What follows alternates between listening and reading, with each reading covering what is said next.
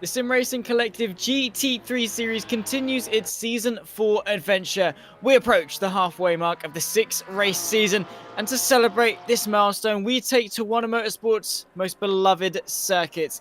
It's one that really needs no introduction, famed for its history, its difficulty, the abundance, and the lack of its racing. It is, of course, the Circuit de Spa Francorchamps, a battle through the Ardennes. 15 minutes of qualifying and a 40-minute race upon us. Alongside that, a bit of changeable conditions. My name, of course, is Zach Sweeney. I've got Kelsey Gill alongside me. The duo is back after a week separated. And, well, Kelsey coming into today, if it was under normal circumstances, we'd be talking about how tricky of a day this is going to be. But that's been exaggerated even more so with the fact that, well, Spa's been a bit of a Spa day. Yeah, for sure. Hello and good evening, everybody. Yeah, it's I say, they've sort of you got tricky and they've turned it up to 11, just putting the rain on there, and well, it's Spa. That's what we expect from this place. If the circuit's not tough enough, it's the conditions are just going to make it even more difficult, and it's going to be the drivers who can really get a grip of the levels of grip that are out there, I suppose. And it's going to be quite difficult navigating all these twisty, high-speed corners around this absolutely legendary track. Absolutely, it's Spa. It's one of the original 4 of Monza, Monte Carlo, and Silverstone, along with Spa, obviously, as the only 4 circuits that are still on the modern-day Formula 1 calendar, as well as the inaugural season of the 1950. It's a circuit that has been through a lot of changes, and one that has seen battle after battle here, and so many memorable moments, so much history, so much fame, so much prestige, so many different events as well. We've got the GTs, the WEC have come in before, the Formula 1 Championship. I'm not entirely sure if bikes have come here either, but you get the idea that Spa is such a versatile and very much a very loved circuit as well. And well, it's the perfect venue to host what I think is so far proven to be quite a very interesting season in terms of the competitiveness across all 3 categories, Kelsey. I think it's looking quite promising. Yeah, it is. It's looking very promising, and we've had some driver shifts as well, as was mentioned last week. And I can just have a quick look at those and sort of try and run through things. But Paul Sims has moved down to the silvers category, up to the silvers category, sorry. So he'll be mixing up with them, but he was always looking very quick.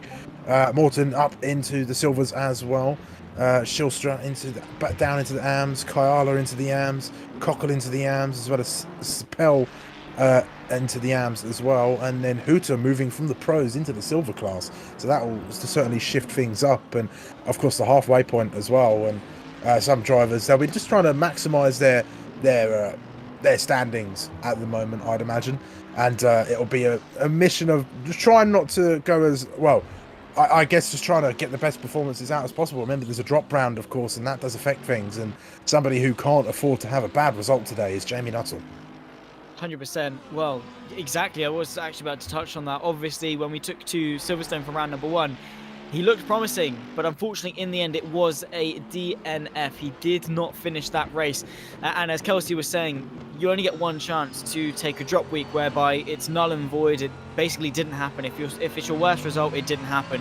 What that has meant now is that Jamie has got a lot of pressure on his shoulders. And fortunately for him at Kyalami, he did deliver with a victory, of course, ahead of Guillaume Hamling. But obviously with Hamling's victory at Silverstone, they are tied in terms of 2 first places, and then their second best round being dropped. So it's a win each, the difference being Nuttall's extra point for a fastest lap at some point, and that took him to 31 points over Hamling's 30. Sam Fleety a further 5 behind on 25 rounds off the top 3 of the Lignat and Southfield, your top 5 in the pros. So Smokey, the 2-time reigning champion, all the way down in 6th, which is a bit of a surprise, I'll be honest, in terms of what we'd expect from him. But there's still a long way left to go in the season. I think we've got Spa round 4, round 5, and still round 6 left to go. There are 4 rounds and 5 races between now and the end of the season. There are still plenty of opportunities for Sir Smokey to claw back some points here. Yeah, there certainly are, and I think as well what you've got to think about is we've had a big update in the game in between seasons 3 and 4, and I've seen it plenty of times before in sim racing, where a big update with a big overhaul to the physics engine or a completely new game that really does throw off the usual candidates, and it does make things a lot more difficult for drivers. And I think Sir Smokey might just be feeling some effects from that, as he's not a terrible driver at all, but it's, again, if you can't get used to the physics engine then in a quick manner, then you're not going to have the best of times out on the circuit. 100%. And, well, talking about the rest of the championships, Paul Sims, after being promoted from the AMS, finds himself sitting quite comfortably at the top of the Silvers as well, with 2 wins apiece. And, well, you know it's a good season so far when your lowest score is a win. So, yeah, he's looking quite comfortable in the Ferrari 296 GT3. Violetto just in behind 25. Elias Troyer, your top 3. Stefan Hutter and Callum Morton, your top 5. Then we go to the... And looking in that regard, again, it's a Ferrari 296 lockout with Salvatore David leading the way, with Ryan Cockell tied on points, in all fairness, with 30 points apiece. Nick Stick, 25, and Gamello P4. Roberto Migoli is tied with him in terms of a P5 finish as well, both tied on 20 points apiece. So, while we are only 2 rounds in, the sort of the swings and roundabouts of the points and of the results, you know, if a driver won one race, their championship rival who's quite close to them won the other one. It's very much that, you know, one way or the other sort of mentality that we're starting to develop in this season, and I think that's going to be a good recipe if we have that back and forth for the remainder of it.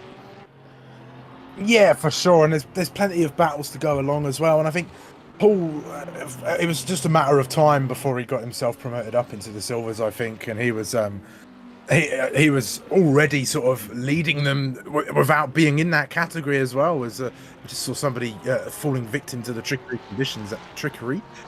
conditions out there, and it's going to be, I think it's going to be nip and tuck. And remember, we got the sprint round next week, which that's going to shake some things up as well. We're going to have 2 races, of course, so taking the total of races up to 7 in 6 rounds, of course, and that's going to be quite the show.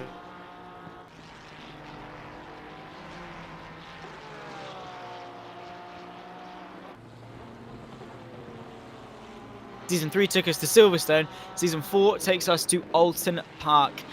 Another great club circuit when it comes to UK racing, and Alton Park, it's a fantastic circuit. So I, for one, am really looking forward to that one. I think it is going to be fairly similar in terms of the race that we had a couple of seasons ago at Brands Hatch. And yeah, beyond that, obviously Valencia for round number 5, the newest addition to the Assetto Corsa Competizione. Get there eventually. Service in terms of track updates, with the recent overhaul with the addition of the Ferrari 296 and the Lamborghini Evo 2. I don't even know what's going on. It's your fault. You're basically just infecting me with illiteracy is what you're doing. You're messing up on your own words, and it's like it's just infectious. You need to put a face mask on. We need to go back to 2020. But anyway, we go to Valencia and then Donington Park to round off the season. So yeah, Donington Park, I think I'm really looking forward to in terms of a season finale all the way in May 25th, which in all fairness isn't actually that far away. The thing I like about the TSRC, both is a good and a bad thing. The good way in the sense that, you know, it's short, it's sweet, it's snappy. The championship is so high pressure, such high tension. But then the bad thing is that it's over quite quickly, which we obviously don't like. But I think the way the championship is formatted is, you know, quite handy in terms of promoting some good championship fights, which we have had pretty much unanimously since the inception of it last year. Yeah, I mean, you know, they say, Zach, good things come in small packages, and the racing has been absolutely phenomenal here from the moment I sort of jumped on board. Even the races that I watched in preparation to join you in the comms box here, and it's just been, you know, yeah, short and sweet, like you say. It's been absolutely phenomenal. We've seen some great battles, some great races, some champions being crowned, and I think we might see a new champion perhaps emerge this season. But there's still a lot of chapters in this story that are yet to be written, and well, this is chapter 3, and at the moment Jamie Nuttall is leading the pack. Absolutely. And talking of recent updates in Assetto Corsa Competizione, see, I did it first try there, boom, sorted. He we expected it maybe to be reined in a little bit with the balance of performance changes going the way of the Ferrari, a new addition, new car. So that took a couple of weeks of testing to see really where it needed to be. That's not slowed him down at all. He leads the pack by about 2.5 tenths, and even 3 tenths over Stefan Hutter, which, by the way, he's a silver driver up there in the 294 Mercedes. That just goes to show how big of a shake-up wet Spa can be. Samuel Chumley gets himself up to the second row in P number 4. So far, I mean, it's a long lap and it's a wet lap as well, but we are still seeing some pretty close times, which I think is only a positive. It's just a shame that, well, it's not really a shame, but obviously it's a weird thing to see that despite the balance of performance changes, Jamie Nuttall is still very comfortably leading the way. Yeah, I mean, quick drivers don't stop being quick just because the weather changes. I think it's you know, I mean, some drivers might struggle a little bit more than others, and some drivers may not be too accustomed to the settings, and depending on the levels of practice as well. But when you know you've got a big sim race coming up, you've got to get some practice in, and I'm sure the drivers may have even put some time in on the wet, especially at a track like this. You've got to expect rain at Spa, and that's the thing. That's something that, you know, that's where track knowledge comes in, and it's really important to know that, I guess, because it sets you up for the week ahead, or the race ahead, or whatever the sort of format you're going for. And yeah, well, especially in conditions like this, it really does separate the boys from the men. Absolutely. Well, who's going to have the testosterone flowing through their veins today? We'll soon find out. As it stands, it is Jamie Nuttall that leads the way. Hutter will join him on the front row, while there won't be any points for Hutter actually finishing so far up in second. He'll only still gain the same amount relative to Paul Sims if that was how it was to end. Just goes to show how quick of a driver he is. 3 minutes left in qualifying. This is Guillaume Hamlin, 1 point back on Jamie Nuttall in the championship, but that Lamborghini Huracan GT3 Evo 2 also had a little bit of a couple of tweaks in terms of the balance of performance, and maybe that is what we're seeing in terms of being nearly a second off his championship rival. We'll wait and see, though, as to what this time is going to be. Through the bus stop chicane once more, he'll be riding on to what will be his final lap of the session. Yeah, he will. Well, actually, no, he might be able to squeeze 2 more in if he's lucky, but across the line, up to second. That's more like it from the man from Luxembourg. Yeah, certainly is. Closes that gap up. I mean, he's still got a bit more time to find out there on the circuit, but it can be difficult. You know, you've really got to try and figure out the places of where you could get the power down, where you can brake a bit later, or where you can, you know, find those levels of grip. And it's not as easy as it looks. It's a lot of tricky corners around here, and going up Al Rouge and Radion, for example, that's quite scary in the slick tricky conditions. There's a lot of cambered corners as well. Those can catch you out. Pouon is quite difficult in the rain as well, that fast left-hander as well. And then you've got of course Blanchimont, another fast flat corner that, you know, you've really got to be careful on. I'm not sure how flat or fast they take it in these GT3 cars, but certainly in a Formula 1 car it's flat all the way. Yeah, well, yeah, these are far from Formula 1 machinery. Here is Filippo Scarcelli, the Italian, quite a heavy Italian contingent this season for the GT3s in terms of the TSRC. It's nice to see, obviously, very internationally diverse is this championship. We've got people from all over the place. There's Scarcelli up to 3rd place in the AM standings, just ahead of Al Camp, but still over a second off Stefan Hutter. And Jamie Nuttall, by the way, let's just talk about him for a second. I was a bit concerned as to how big the gap was. 8 tenths now. Jamie Nuttall, a 227.872. To the best of my knowledge, the dry running of GT3 cars is around about in the area of a 215, 216 maybe on a slow. This is fully drenched, and it's a long lap like Spa. To be only 12 seconds-ish off the dry running pace, that is mightily impressive from Jamie Nuttall. And this is a very crucial qualifying session for him. He's obviously needs to deliver. We were talking about the pressure that could be on his shoulders following that DNF in Silverstone. It seems that pressure is starting to sort of form a diamond in the form of Nuttall. Yeah, it is, and that's what it does. We had an awful opening round. I'll say the most about that there, but he's definitely sort of come into this and thought, right, I've got to be on my top form for every single race going forward.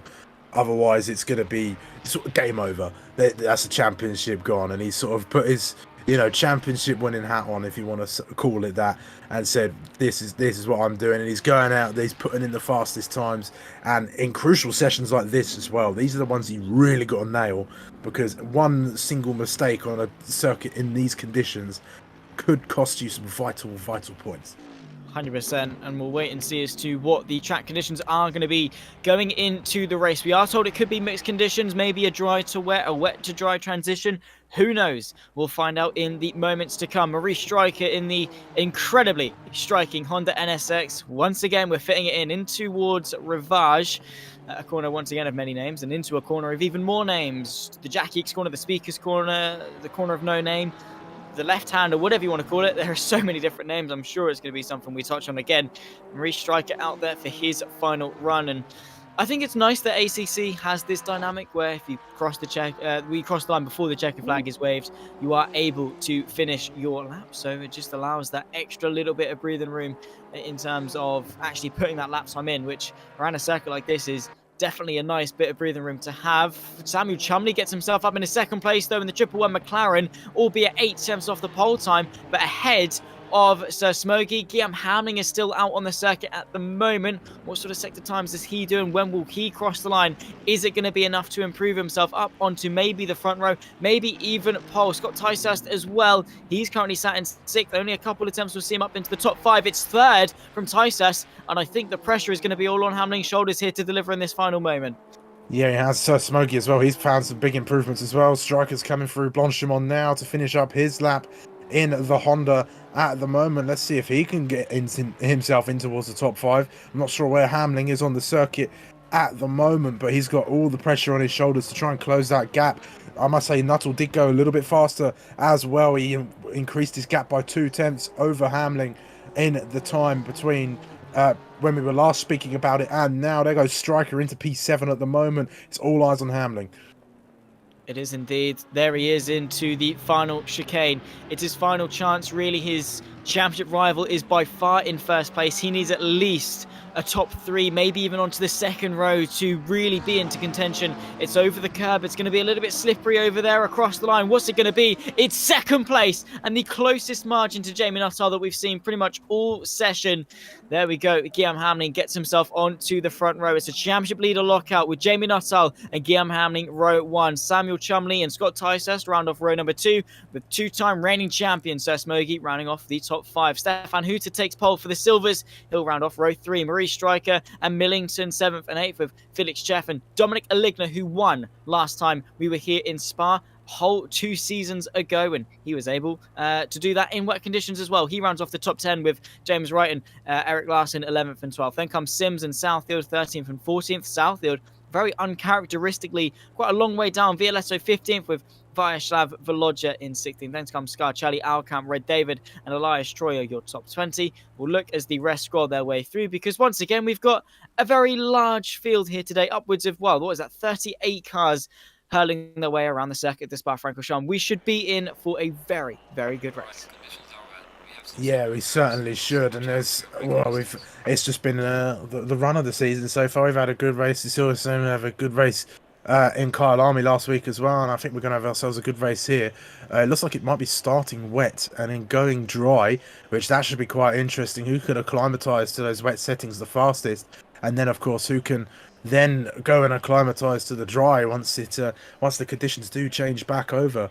But we've got quite a large grid tonight, and yeah, looking forward to this one. Huge championship implications. Of course, there is quite a lot on the line, let's put it that way. And, you know, going into the second half of the season, today rounds off the first. In terms of rounds, not in terms of races, we've had the first 3 today, and then going into the final 3 weeks, we'll have 4 races with 2 at Alton Park. Twisty, sheesh, that is a big grid. It is a huge grid. So, yeah, it seems that performance and turnout here has been very good, as it always usually is. So, fingers crossed, we are in for a good race. It is wet once again, but with the promise of drying up. In terms of the pit window and pit strategy, drivers going to have to be very careful not to switch too early or too late in terms of getting the perfect balance with the tyres, because not only is it a long lap here at Spa, it's a long time to be on the wrong tyres. If you want to bail out and change, it's also a very long drive through the pit lane. You've got to do the Grand Prix and the GT Endurance pit lane as well. Yeah, you certainly do, and it's just a long one, isn't it? And it's going to be so important, you know. And if you are on the wrong tire, it's really going to set you up poorly for the lap going ahead, and it's just not the best, not the easiest strategy to get right. And of course, having that extra long pit lane as well, that's really going to mess the drivers up. But at least they'll be coming out onto the Kemmel Straight, where it might be a bit easier for any passes or defending moves as they hurtle on down toward Lake Com. Absolutely. Well, here we go. We got Ghost. There we go. We're getting some of this nostalgia, and we obviously had Jack Taylor a little bit earlier on. Whether or not he's still here, we don't know. We thank everyone who's watching along, by the way, in the YouTube chat here on the JP Broadcasting YouTube network. Obviously, like, subscribe, and turn the bell on for notifications to not miss a single thing when it comes to sim racing here on JP Broadcasting. We've got GTs, we've got endurance racing, radicals, touring cars, NASCAR. If that tickles your fancy, we've also dabbled in some single-seaters, Formula 3, Formula 1 machinery. Bottom line is, if you like it, we probably do it. And, you know, if you've not really dabbled into it, but you're interested, boom, you've got a perfect platform in order to widen your sim racing perspective. And, well, myself, Zach Sweeney Kelsey Gill, alongside me in the commentary booth. You're watching the Sim Racing Collective PC GT3 Series here on Assetto Corsa Competizione. It's the 4th season of the championship. And here we are for round number 3 here at Spa. Our 2 pro championship leaders of Jamie Nuttall and, of course, Guillaume Hamling lock out row number 1 in terms of the front of the field. And on a very wet day here in Spa, it should be one to remember. 40 minutes on the clock, and, well, a very heart-racing formation lap. It's a long time to have your heart pumping for that long, anticipating the race. Yeah, it is, and you've really just got to learn to sort of calm those nerves, haven't you? And that's what the formation laps are for. It's just making sure that you're ready for the race. You're thinking about the right things. Your mindset is in the right place, and that's incredibly important on a formation lap, and it sets you up going ahead. And especially in conditions like this is your chance to get a feel for the track and get an idea of where the grip might be. But of course, you've got to set the car up in the right fashion as well. The warmth of the tyres is incredibly important, and of course, calming those nerves and settling down, ready for the race ahead. That's very vital. And actually, in all fairness, talking of setting the car up, you were talking in sort of a temperature sense. What about a mechanical sense? How would you go into a race with mixed conditions? Do you focus on the wet track? Do you focus on the possibility of a dry track? How will these drivers sort of tune their suspension, tune their ride height, their aerodynamics? Because a circuit like Spa, it really is a fine balance, and you've got to get that balance right to succeed. Yeah, you do. I find with Spa, it's a case of, you know, what are you trying to what you've got to try and find a balance, right? There's 2 sectors where you're going very fast. They're very flat, very fast sectors, and in that middle sector, it's twisty. It's a bit more technical than the rest of the track, and that's what's really going to sort of catch you out, and that's what you've got to be thinking about as well. And with the conditions as well, that throws another element of setup in there. And I think what the drivers have got to try and do, especially with the mixed conditions, is they've got to try and find a balance. That's what's most important. I think if they prepare for full wet, they might be setting themselves up for a bit of slowness in the latter stages of the race. If they prepare for full dry, they're going to suffer in the beginning. So you've really got to find that middle ground in terms of the setup, which is something that works in the 2 fast sectors, something that works in the middle, and then something that works all around in wet or dry conditions. And that can be tricky, but the drivers that can manage it are the drivers who will succeed. Already on the formation lap, the track conditions have turned to just damp. It stopped raining, and now with upwards of 40 cars hurtling their way around the nearly or just over 7-kilometer circuit through the Ardennes, that track is going to dry up relatively quickly. How soon could we see ourselves onto the dry compound of tyre? How quickly is that dry line going to start to form? They're not queuing up to start the race just yet. That'll be on the exit of La Source. And before they get there, Kelsey, I'm going to ask you the age-old question. Who's coming out on top? Nuttall. All right, fair enough. Sweet. Yeah. Well, yeah, awesome. Sorted. Yeah, perfect. Right.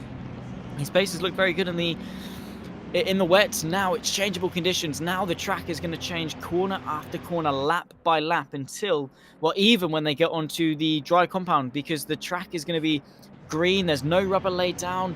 It's going to be changing bit by bit, and you've got to adapt. You've got to adjust. You've got to not make a mistake, essentially. That is so easily said than done. 40 minutes on the clock. Round number 3 of the TSRC PC GT3 Series, season number 4 here on Assetto Corsa Competizione. The top 2 in the championship, Jamie Nuttall and Guillaume Hamlin, your front row. They're going to hurdle their way down into Eau Rouge for the first time. The Ferrari and the Lamborghini with changeable conditions. We are green flag running, and we are go here in Belgium. Outside line for Jamie Nuttall as they work their way through one of motorsport's most famous corners, 2 wide, multiple rows deep in the background as they hurdle their way up the hill through Radion, and now the uphill climb through the Camel Straight. Nuttall leads from Hamlin. Chumley, I think, able to hang on in the 111. McLaren's got Ticehurst as well, hanging on in the balance. Big crash in the background, though. That might be Sir Smokey Spun. Oh, that's Millington there, and he's been hit again as they're going. There's a huge crash. Lots of cars off. Lots of carnage as well. Even further back, there's an Italian liveried car as well. Millington, he came back very dangerously there and took another car.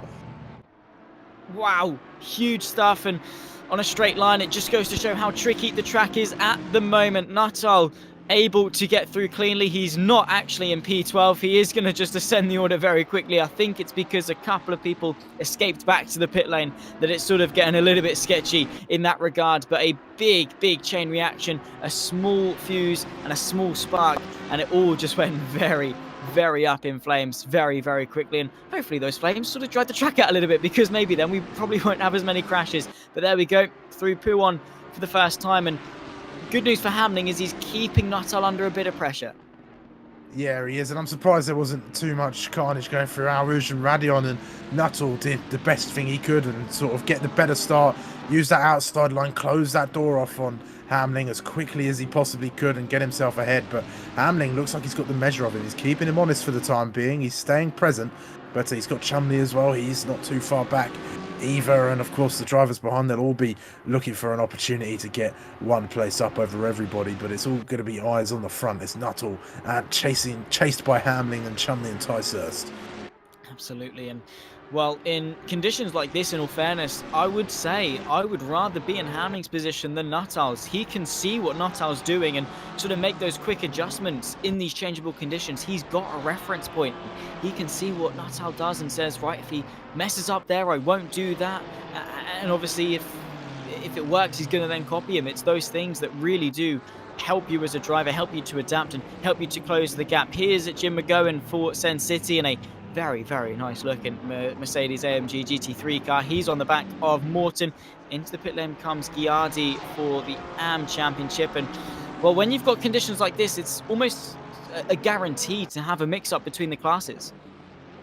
Yeah, it certainly is. And you know, even though the positions aren't points paying in between different sort of classes, it can be crucial to get past because you've got a car coming through. But here we go. Chumley is on the attack on Hamlin at the moment. Hamlin trying to close off the door as well. Chumley couldn't quite get alongside him, but he's going to try and go around the outside as they come through to Lake Com now. And he's already got through in the braking zone. And and he's lost it as he's trying to go for Nuttall as well. And he's just had a half spin and he's off the track.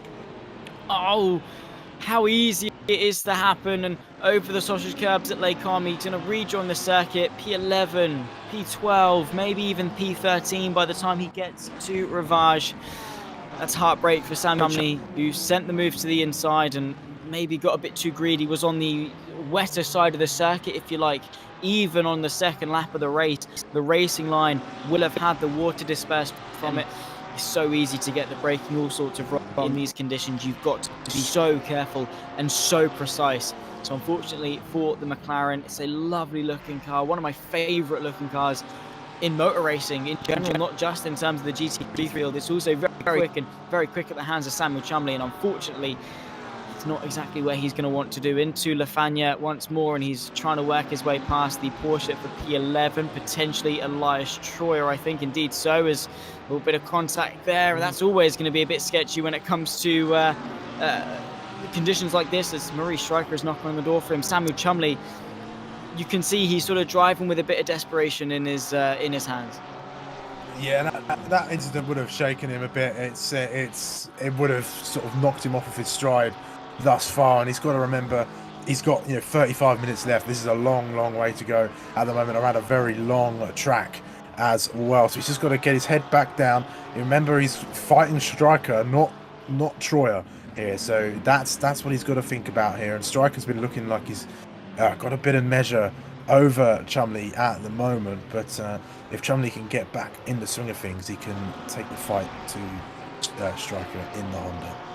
I guess the good thing about conditions like this is the pendulum can so easily swing one way. You can be slow at one point and then boom, the track just works for you. The car's in a nice window in terms of the engine temps and the tire temps and this, that, and the other, and maybe you chance it and you get onto the right tire at the right point. When talking about this, I always think back to the 2011 Canadian Grand Prix with Jenson Button and how poorly that race went for him, but also how well that race went for him both at the same time.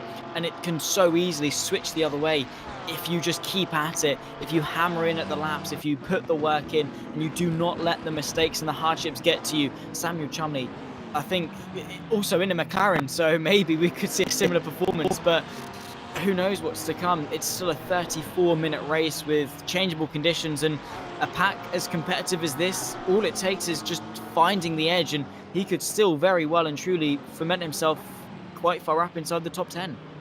Yeah, he certainly could, but many drivers have found out why making mistakes are so vital, and especially to a championship as well. And here's some action at the moment. Who's that? That's Jack Southfield. I must say, he has had a great start. He's looking for a move up the inside of Pool on. Surely not. He's going to get two cars in one as they both one. That was an absolutely sensational move through a difficult corner. And Jack Southfield finds himself up into P5. He gets himself past Smokey and Larson, who are having their own little battle. What an opportunistic send to the inside. I think my reaction said it all. I mean, fair enough. I am smiling ear to ear at the moment from Jack Southfield. That was, I don't even know, there's not a word to describe. That's just an ineffable move. It's indescribable. There's not really much that does it justice. He's got Sir Smokey hammering on his doorstep, but the pace in the Porsche, it was an appalling qualifying from Southfield standards, something like 12th, 13th, 14th, somewhere in that vein, I think, sort of that area. And he's climbed his way up to 5th place, and he's actually not too far off Dominic Aligna, who himself as well, in all fairness, has clawed his way up the field, and his pace in wet conditions here at Spa also is something to be rivaled at. There's the move from Violetto to the inside, late on the brakes, committed, brave, bold, and brilliant, and it works for him. You've got to be decisive in conditions like these because opportunities are few and far between. Yeah, they certainly are. And there's been some great battles going on up and down, and it looks like Hamlin's got a decent exit from the source at the moment. He's all over the back of Nuttall as they make their run through to Al Rouge and Radion. He's going to pull alongside as they come towards the start of this uphill run, but he's pulled out for the moment. He's backed off for the minute. He's going to sit behind the Ferrari. He's going to get himself into the drag and just pull himself along, and he might just get himself through. He's trying to break the toe at the moment as they run down to Les Combes, and around the outside now goes Hamlin in the Lamborghini. Going to go be side by side through this whole complex. The outside now becomes the inside, and the door just closes. He's forced onto the curb but left just enough space. A great mutual respect shown from everyone. It has been a race of attrition and a race of all-out battling. Guillaume Hamlin once more looks to the outside through reverse, tries to get the up and under. Jamie Nuttall, after an 8/10th gap in qualifying, now finds himself heading a 4-car train himself. Hamlin, Ticehurst, and the previous winner here in Spa of Dominic Aligna. It was his second ever race in the series, and he proved why he was so good. Into Poulon once more, and well, with half an hour left to go and a pit stop along the way, this is going to be a race to remember. Guillaume Hamlin making that small mistake and allowing Ticehurst to maybe have the run into La Fagna. You can see he was looking quite brave, but look at that. Very subtle change in the coloration of the circuit. We've got dry line start to form. Yeah, we do. I was just thinking that. I was just seeing the dry line was coming in, and that's going to be where the drivers are going to need to try and stay now as well. It's going to be quite tough for that though. One dip onto the wet stuff and it could be all over. It could be a spin. There could be some incidents as well, or just slowing. And look, Nuttall's pulled away a little bit here And Hamlin's got to be careful. He's got TSRC and Aligna chasing them down as well. He's not alone in this. He's got to look behind. He's got to look ahead of himself as well. And he's just got to be thinking about where he is and what the others are doing around him. But for now, he's been putting in some decent runs as well. That looked pretty deep into the bus stop, though, I must say. Yeah, well, just a little bit, and you can see the difference it's made because the Ferrari of TSRC is looking fairly menacing. Ligner as well, having a good run, covering him off comes the Ferrari, and to do so, he's on the attack. Inside line through Lassource, side by side. The outside run for the man from Luxembourg sees him put his foot to the floor first, allowing Nuttall to get away a little bit. The fight for second is a beautiful one at that, and Dominic Ligner, look at that, too wide on the run, squeezed all the way to the barrier, now through the dip of Eau Rouge and up through Radion. Scott TSRC able to hang on. I can't leave the pit lane as they rise over the crest of Radion. Scott TSRC able to hang on, but you could see that was moments away from disaster. That was as close as you like. I was surely expecting some major contact there, but just keeping it out of the wall on that run, that was just on the very limit as well. And I think Hamlin is starting to struggle a bit. He may have been expecting a bit more rain in this race, perhaps, but I'm not sure. Nuttall's just found another level. He's unlocked some more pace, and he's a 0.5 seconds up the road at the moment, and that's quite the gap. And McGowan's on the hunt now as well. He's chasing down Morton, who's in the silvers at the minute, and he's going to be trying to close up that gap to Cisco, who's up in the cars as well. The Mercedes looking to the inside of Lecom now as they go through. I think that's a fairly plain move. The AMS driver not going to fight too much, and through goes McGowan. Yeah, good move indeed. And oh, look at that. The Ginger Ninja of Jack Southfield is very well and truly on the scene and up there in the top 5. And look at that. He has crawled his way into contention. And a 4-car train for starting to form if they sort of work together a bit. Nuttall's not too far away. They could well work together still and, well, find their way still in the fight for the lead through Curva Paul Frere, and Southfield is hammering on the door, and the pace that he and Aligna both have shown is incredible. He was at least 9/10 quicker than Jamie Nuttall on that last lap alone. A 2:26.5 versus a 2:25.6 for Jack Southfield. His pace is rapid. A small twitch through Bonchemont, a little bit wide from the Audi R8. Is Southfield interested in sitting behind? Is he going to go for the move? He has a look, but he doesn't quite manage to send into now the second quarter of the race. And well, there we go. This is firing all cylinders from everyone involved. The gap between Nuttall and Hamlin has closed, and if that run continues, we're straight back into a fight for the lead once more. Yeah, we certainly are, and I'm going to be very interested to see how the pit window does change up this race as well. We've got a 5-car fight, more or less, for the lead of this race at the minute. And I was just thinking to myself, I think Jack Southfield's changed his livery. I swear there was blue on it before, and I think it's changed now. It's now grey, and that was that was as brave as you like through Radion there. He went off the track, had a bit of a slide there. Gosh. It's always sketchy in the trickiest part of the circuit to have that bit of a slide, but Samuel Chumley, as I say, he's really working his way through bit by bit. Defensive goes Violetto, outside line for the Triple M McLaren, gives him the drier line, gives him the confidence on the brakes, and gives him the racing line come the apex of the first part of Les Combes. Samuel Chumley works his way up into 7th place, and bit by bit he's going to try and claw away at the gap to Sir Smoggy, who unfortunately is struggling just a little bit. Guillaume Hamling and Jamie Nuttall separated by just half a second. Yeah, recovering well, and he's got a car in between himself and Striker now. Striker looking fairly quick as well, and I think Chef will want to be trying to, he'll be egging on Striker to get past, I think, because his rival Violetto is just ahead of the Honda at the moment, and that's your fight for the top places in the silvers at the moment. And Elias Troyer's not too far from that as well, so there could be quite a few trains for some big battles there at the moment. Although Paul Cisco in the Paulo Cisco in the AMS, I'll say, is he's having a bit of an easy time out there in the Porsche. He's not got too many people around him at the moment. He's in a bit of a world of his own, but here's Aligna. He's still sat in P4 at the moment. He's got Jack Southfield just behind him. He's got TSRC up ahead as well, and will this battle erupt even more now that Hamlin has caught up? Are they going to be working together, or are they going to be all guns a blazing, getting the elbows out and racing hard? Yeah, who knows? The pit window is now open. They get 15 minutes, the middle 15 minutes of the race in order to do so. The track is greasy, the dry line is forming, but there is still a limited amount of grip. Who is going to come in on this lap? Who is going to pit for the slicks? You can see pretty much unanimously coming into the pit lane, everyone decides to come in. Also, the bottom half of the field as well, from going downwards, it seems that everyone was just waiting for the pit window to say, yep, you can come on in, you can serve your pit stop, in you come, it's time to change. And, well, everyone's in agreement here. Yeah, they are all snaking their way into the pits. I think, oh, Chef stayed out, I think. He's the only one not to come in, it looks like, for the time being. But everyone else, unanimous decision of staying out. But the neon pink Lamborghini deciding to stay out and go a little bit later on in this race. Could that be to his detriment, I wonder?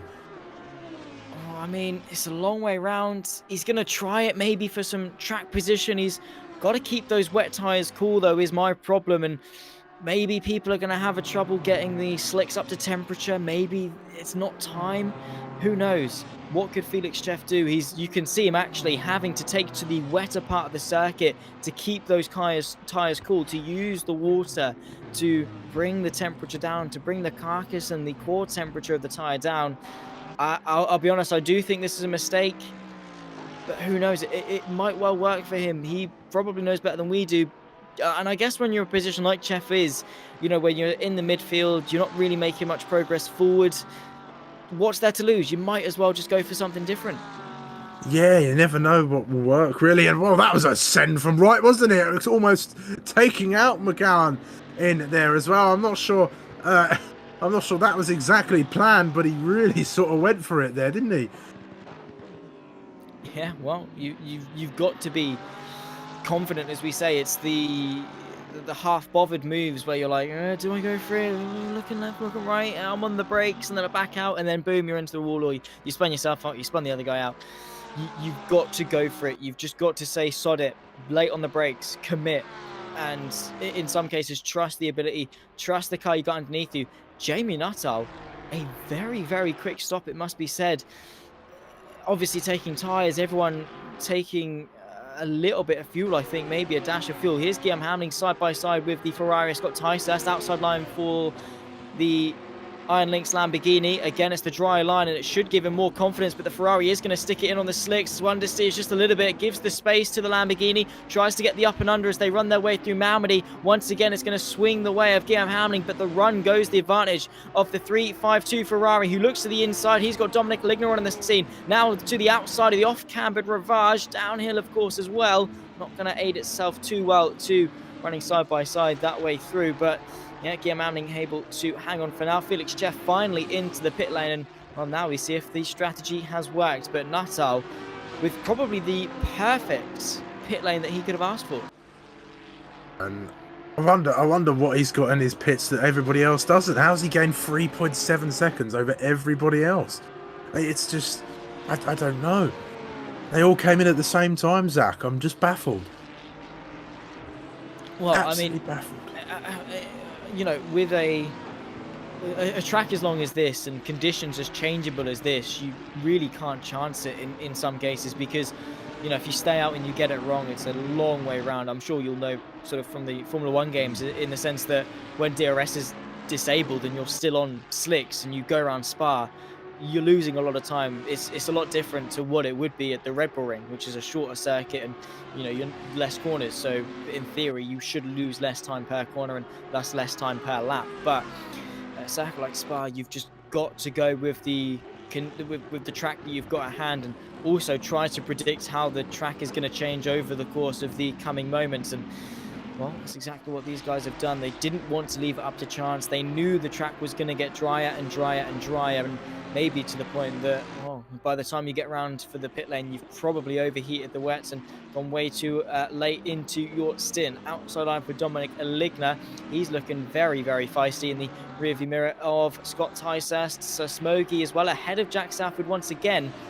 The disparities in the pit stop times is what I'm a bit sort of confused about, Kelsey. Yeah, because I was just noticing Southfield losing a place to Smokey as well. It's just very interesting. I don't know. It's hard to tell if people have taken tyres or not. And here comes Eligner. He's making a move on TSRC now. He's pulling to the outside. We've seen this a couple of times already. Is there going to be any contact, any incidents as they come through? It's all clean for the mat now. And the Ferrari sort of pushes Eligner as far off the racing line as possible and is able to close the door and keep him at bay in that Audi for now. And it looks like Chef has come in, so everything has been reset to normal. Where's he going to come out? He's lost a place as well. Look, that really has come to his detriment. He was running in P2 for the Silvers.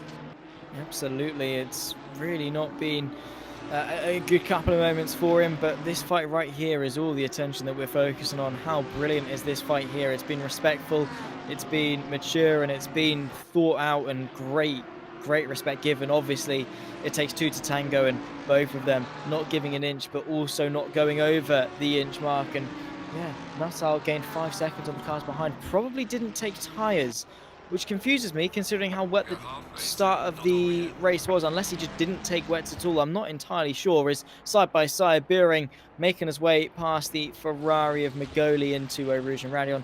Not hard fought from the Italian at all. And I'm just trying to think, were they on wet tyres to start the race? Surely they would have. I mean, there's no way he started on slicks. I'm not sure as to how that would work, unless he's still on...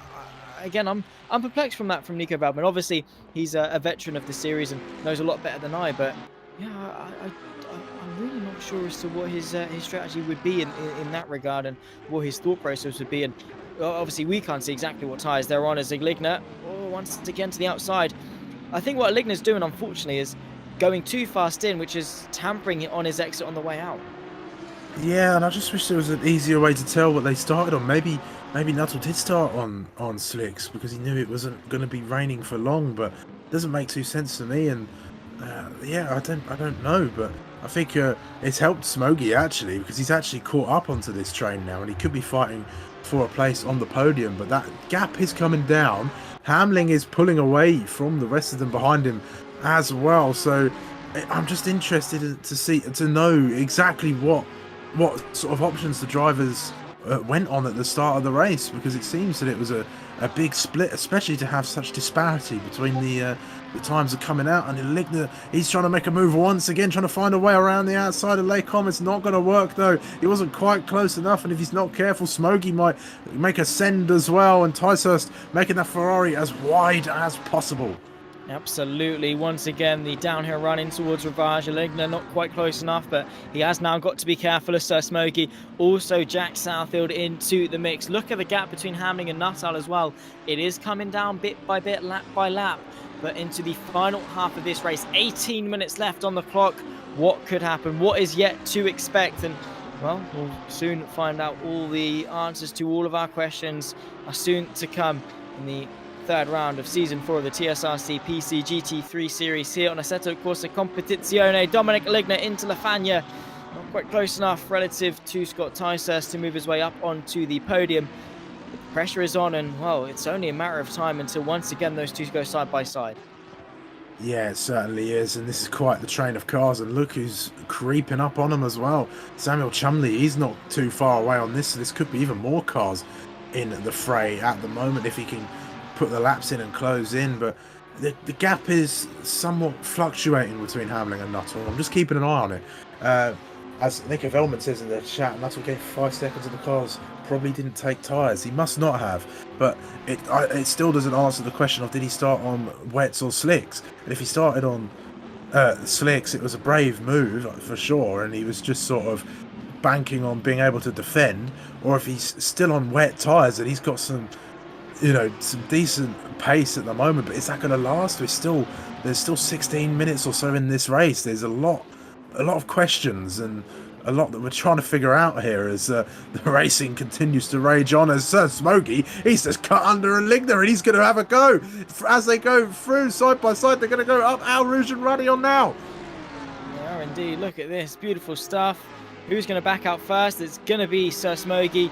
Jack Southfield might have the run now up the hill through the Camel Straight. Dominic Eligner as well with a mighty run through, and through the Camel Kink and up the hill. It is quite a hill. Defensive goes Scott Tysas, defensive goes Smokey. We could see some too wide, too deep action. They go into formation, outside line for the Audi R8. He's very late on the brakes, as he has been for pretty much the entire race. Jack Southfield does the exact same thing on the Mercedes, continuing to go side by side for the fight for the podium, though. Dominic Ligner sends the move to the outside of Malmedy and gets his way back up into third place. Beautiful stuff from the German and from the Audi R8. What a move that was, and it took bravery, it took commitment, and it took respect from Scott Tysas, but he's been queuing that up. We've seen how much better he is on the brakes, and commemoration to Jack Southfield as well, because he did pretty much the exact same thing to the Mercedes. Yeah, it was two identical moves at the same times, and I think it was a little bit easier for Jack because he sort of got in through the second part of the complex there, and so he was already ahead, and Tysas didn't give up the fight till the end, and he's going to have to fight again as Jack Southfield's trying to make up more places. He's trying to charge through this pack and maybe find himself on that final place on the podium. At the moment, a little bit shaky. He gets a little bit too much curb, and that unsettles him just a little bit. Smokey might find a way through in that Mercedes. Not quite at the moment. Car number 64 keeping it ahead for the time being. He's trying to set Tysas up as well, and he's got some pace, and he's been coming alive in this race after a poor qualifying. He is, and it just goes to show that qualifying is by far the determining factor. Side by side here, Felix Cheff versus Violetto. This is the fight for second amongst the Pro-Ams, the Silvers. Bit of contact as they run their way through curveball for air, and sent wide over the AstroTurf is Felix Cheff, but he's able to hang on, and a good move there from the 243 Lamborghini. Able now to catapult himself into second place in class, and well, they've got Eric Larson at for company. He's also not made a pit stop yet. He's got to come in on this lap, but the track has now actually developed itself from what was very wet going into today to now a fast, rubbered in dry circuit as in comes Eric Larson. That tells me that people are able to maintain the lap time and still be on slicks, and no way is that too wide. Jack Southfield sends the move on Tysas through a Rouge. He's sent wide over the hill. He just narrowly skims the barrier, so Smokey picks his way back through. Samuel Chumley is on the scene as well. What a recovery drive that is from the McLaren. What a very, very brave move that was from Jack Southfield. Now comes Chumley to the outside through the Camel Straight. There goes Sir Smokey on the Ferrari. Outside line going into Lake Com. The switchback move may be coming the way from Scott Tysas to get his Ferrari back underneath, but Sir Smokey has it covered through Malmedy, and Sir Smokey ahead now with Tysas, and that all started from Southfield being incredibly brave on the run into Eau Rouge. But look at Chumley, he's darting his way through the pack. Ooh, Southfield having a go as well. He's spotted a gap, and he's going to try and sneak through as they go through Brussels and into No Name. At the moment, still side by side they go, and Chumley past Southfield as well. I must say, Jack Southfield is certainly a tenacious driver behind the wheel of that Porsche, but sometimes his moves do beg the question of, was that really worth it? Oh my god, he's got up the inside of P1 again! How is he getting away with this? This is absolutely sensational stuff from the youngster, in obviously representing the Sim Racing Collective themselves, and he's putting on quite the show here in the final moments of round number 3 of season 4. And yeah, what a drive it's been so far, and he's not giving an inch, no expense spared in terms of the bravery tuned in to Jack Southfield. He is giving it 110% and just that little bit more as well. He's knocking on the door once more on Scott Tysas. It just goes to show how quickly the pendulum can swing one way, then the other, then the other, then the other. It is a very much a fluctuating race, and here comes Jack Southfield after losing 2 places, wants to regain that and get back to where he was, but it's covered off from Tysas once more, and looking at that gap, monitoring that gap as deep goes Scott Tysas, actually, it must be said, and well, Jack Southfield nips his way back underneath. Yeah, so on the exit for the second part of bus stop, and straight through goes Jack, and he's going to go defensive now on the run through to La Source. Chumley, mate, trying to set up a move as well. He's sort of boxed in there, though, is the McLaren, so nowhere really to go. Looks for a better exit as they exit La Source now and up towards Eau Rouge and Radion, but they're going to be one car after the other as they head up through the hill, and just looking, Dominic Ligner, he's checked out of this battle. He's gone. he said, "Have fun, lads. Behind me, I'm off." And same with Sir Smokey now as well. Jack Southwood's been battling so hard. He's lost touch with the drivers in front of him, but he's going to have to focus on them now. Chumley's trying to make some moves. Defensive goes to Ferrari. It's going to be side by side again. We've seen this so many times. Again, can the McLaren make a move? I think it might be done already, but late braking from the Ferrari sees him go deep into the next part and covers off Chumley well enough, but Chumley might come back around the outside as well into this final part of the corner. The McLaren, just catching that loss of the rear there. Wow.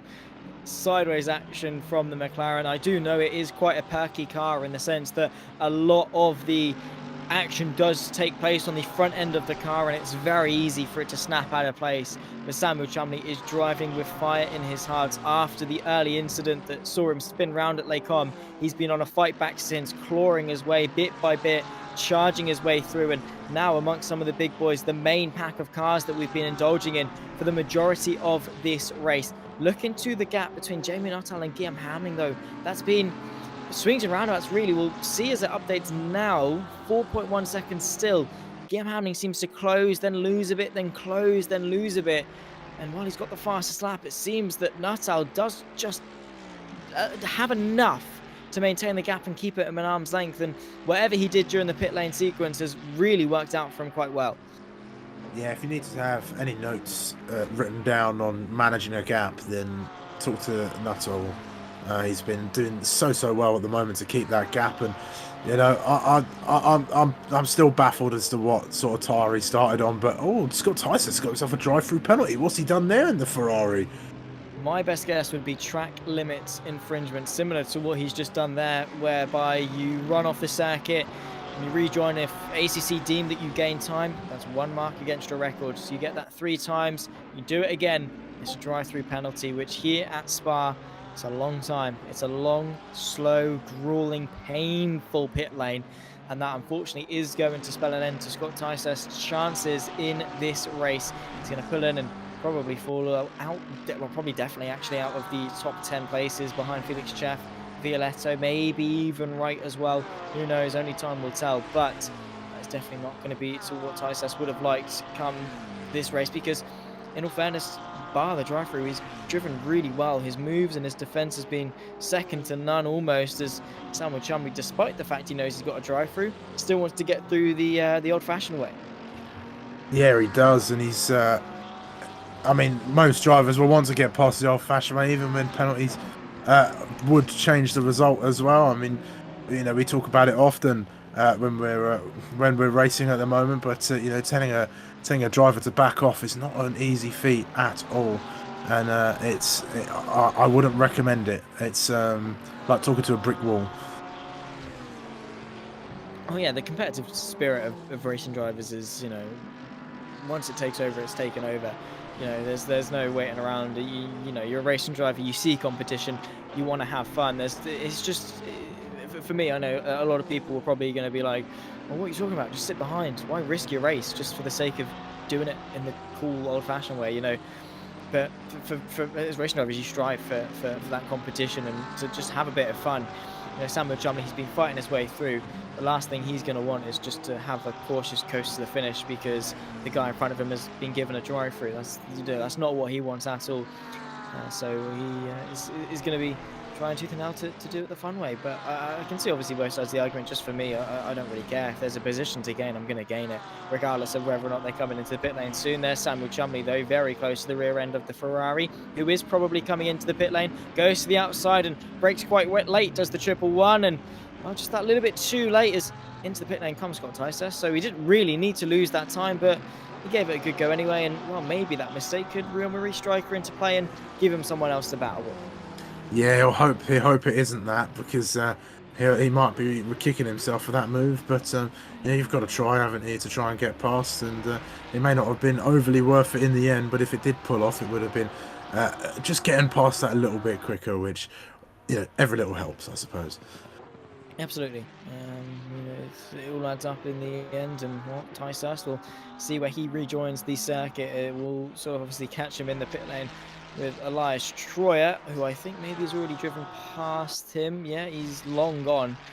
And look at just how much time you lose. He's already dropped into probably outside the top 10 easily, and we'll see when he emerges. There he is, and that is only now heading into the endurance side of things. He's only done the Grand Prix layout, and now he's got the long downhill drive through the endurance and then up the hill, then build up the speed, then get back up to speed. He's already down to P11 behind Violetto. I doubt he's going to fall behind Wright, but actually no, he has. He's down to P12 as well. The bottom right obviously is the live position counter, and that is just heartbreaking for Ticehurst, because this is not what he, I mean, it's what he, I guess, quote unquote, deserved, because he did break the rules, but it's not what he deserved in terms of his pace and his potential for this race.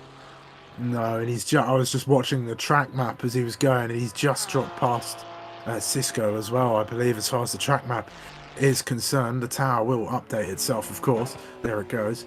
But yeah, not the best, but of course he's had to serve his penalty in due course as well. And I was also looking at the track map to try and figure out roughly how many laps we have. I did have my eyes on our leader at the moment. There he is. He's just coming down into the bus stop as far as I can see. So I reckon we've got a good 2 more laps of racing, perhaps 3 as well, depending on how quickly Nuttall can get past the line. But this battle at the front that was so tooth and nail, so close and hard fought, has fizzled out.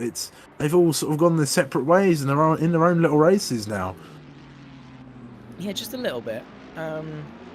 But I guess that is kind of to be expected. It's a long race, changeable conditions, this, that, and the other. Maurice Stryker as well has picked himself up a drive-through, so, well, another one bites the dust, and unfortunately that's going to see him in a similar position to Ticehurst. Here's a close fight between Al Camp and Nick Stick. Is for P17 overall, which no points gained or lost in the fight between these two. Just a bit of pride in the final couple of laps. But I guess with the drive-throughs that we're seeing, could very easily happen to Nuttall, to Hamling, Aligna, Smokey, who knows, but there is still time for those things to start to happen. But I mean, they're sort of matched on pace more than anything. You know, they gain a bit, lose a bit, gain a bit, lose a bit. It all matches out and plateaus to be the same amount of gap, which is a great thing that they're so close and competitive. But as soon as that gap is lost and grows, it's very difficult to then reclose it, because they're all so close. Alcamp looks to the inside of Lafagna and, well, makes light work of Nick Stick in the Aston Martin, and wants his way up to P17 overall. But, you know, there's still a mistake that can happen, still penalties to be applied. Anything like that can still happen. Not to say that we are still going to see a change for the race lead. I'm just saying, you know, stranger things have happened.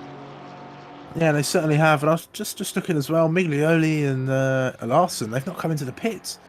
And there's a bit of action going on there. And that's just Burring making his way through Lake On. But were they caught out by the length of the track, or has something happened? I mean, they're in the middle of the pack and everything, but do they get a penalty for not stopping, or 'cause it's mandatory, isn't it? The pit stop. I think it is either a disqualification or it is a 30-second stop go. I think it's either one or the other. I know it's a huge penalty for not serving your mandatory pit stop. It's either a stop go 30 or a disqualification. Either way, a disqualification obviously the worst of the two. The stop go 30 not as bad, but obviously still not great. So yeah, we'll wait and see. That's right into the pit lane, and it's not just the case. Yeah, they will get a large pen from getting top from Andrew Pike. That is a huge penalty.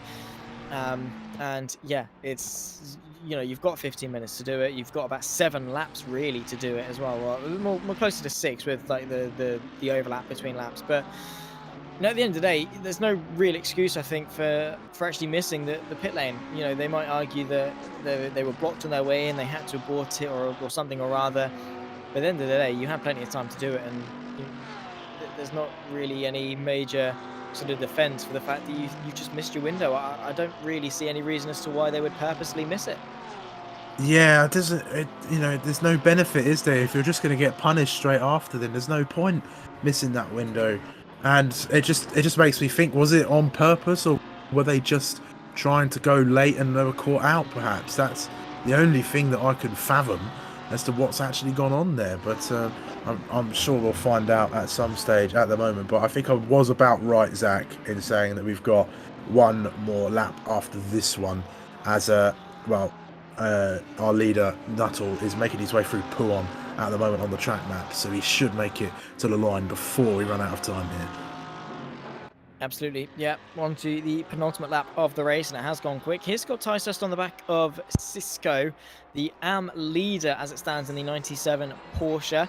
He's trying to pick up whatever he can in terms of positions in this race. Maurice Stryker will obviously filter out behind him, so this is a fight for the top 10 essentially for Tysest, and if he wants to do it for pride or whatever, that's his chance to do so. He's not really got long left, and that Ferrari looks menacing in a straight line. Look at the closing speed, even makes contact with the Porsche, who is sent onto the grass as he works his way through. I think the disparity in terms of times there was the fact that Tysest, was clearly the quicker car, and Cisco didn't really want to put up much of a fight, so maybe lifted off to let him through. And then Tysest just accidentally drove into the back of him. I don't really know. But either way, he's worked his way up into what will be P10 after Maurice Stryker's drive-through. There is Jamie Nuttall. He's got 40 seconds on the clock, and, well, he'll be starting his final lap very, very shortly. Guillaume Hamlin, 3.4 seconds back. It's been back and forth between the pair of them, the two championship leaders, of course, but this race, if all things go well in the final lap, final 7.004 kilometers of this race, all goes well, it's Nuttall's to lose for his second race win of the season. Yeah, certainly so. And Hamlin, he put up a good fight, didn't he? But Nuttall just had the measure of the strategy this evening, and he controlled the lead in the wet conditions. And oh, who's that? That's Larson. He's off the circuit there, so adding to his woes as well. And Stryker's actually coming to the pits now, so we'll be interested to see where he comes out in comparison to the Ferrari and of Tysest. And I'll actually say about the Ferrari of Tysest, I don't think there'd have been many savoury words between himself and Cisco if that crash was a little bit more, or that contact was a little bit more than just a light bump to the rear end of Cisco's Porsche. But yeah, where is Tysest and where's Stryker? Tysest 352. Well, there he is. There he is. Yeah, bus stop. He's come through bus stop now. So Stryker's still in the pits at the moment. It should be easy because they were. There he is. He's going to be slam dunk. Tysest is through, I think. Yeah. 100%. Well, there we go. Maurice Stryker falling outside of the top 10. And on to the final lap of the race. As Andrew Piker said, it has been a brilliant one. Scott Tysest only now starts his final lap. Battles his way through the Ardennes for one more time. It's going to be close, Zach. I think Stryker's coming up the hill. I think. Where is he? No. It's so close. There he is. It's close between them. It's going to be very high speed, but he's just got through. He's threaded the needle between Stryker and the other car as well. But Stryker may not give up too much of a fight yet, but I don't think it's possible.